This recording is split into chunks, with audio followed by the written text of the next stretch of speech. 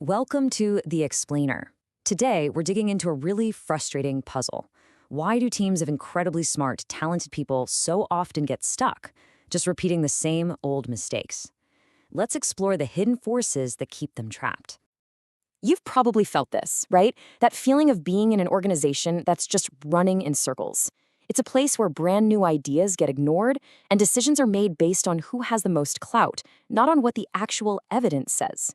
It's a super common trap where everyone gets so fixated on one path, they ignore all the others, even when it's obvious that path isn't working anymore.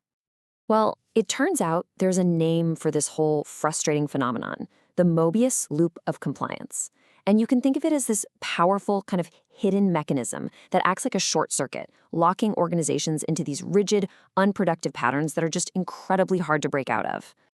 What happens is, over time, this loop makes the organization's traditions feel like they're fundamental truths. You know, that old line, "we've always done it this way," gets mistaken for "this is the only right way." But in reality, it's just a really powerful system for keeping everyone in line, whether the ideas driving it are still any good or not. So, how does this cycle actually work? Well, it all kicks off with a tradition. That's the established way of thinking. Then, that tradition gets reinforced through rituals. You know, things like big annual meetings or using special insider jargon.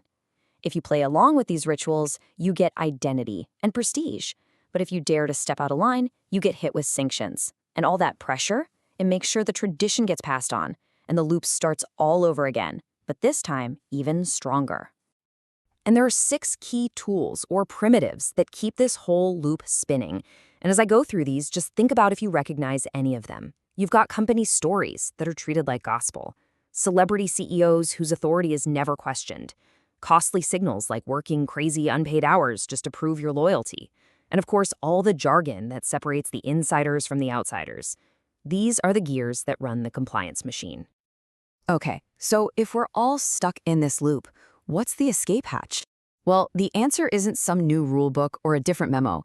It actually requires a pretty radical shift in how the whole organization thinks about truth itself. We need a whole new model for truth. And this new model completely redefines truth. Instead of seeing it as some timeless story that has to be defended at all costs, truth becomes our current best model of reality, and it's a model that is constantly being tested. So in this view, truth isn't some crown you get to wear. It's more like a really high trust score that's earned by a model that is always, and I mean always, open to being upgraded. So this really presents a clear choice between two totally different systems. On one side, you have that closed loop. Truth is static, it's protected by authority, and being loyal is the most important thing. But on the other side, you've got this expanding spiral. Truth is upgradable, it's tested by forecasts, and the whole system rewards you for being calibrated and having the courage to change your mind when new evidence comes along. All right, so this all sounds great in theory, but how do you actually make that shift? Well, this isn't just an idea, there's a really practical step-by-step method to do it. It's called the Obedience to Inquiry Protocol, and it's basically a toolkit for moving your team from just complying to being genuinely curious. It's a 5-step protocol, and it's designed to be a super practical tool for any team, anywhere.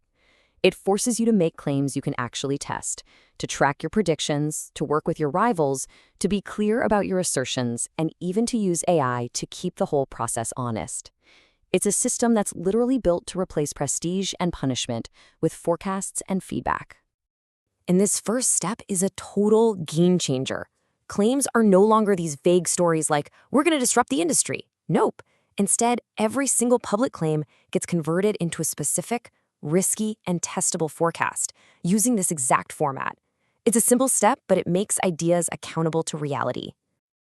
I know this might still sound a little theoretical, but this protocol is absolutely designed for the real world. Let's actually look at a couple of examples of how these steps really work in practice.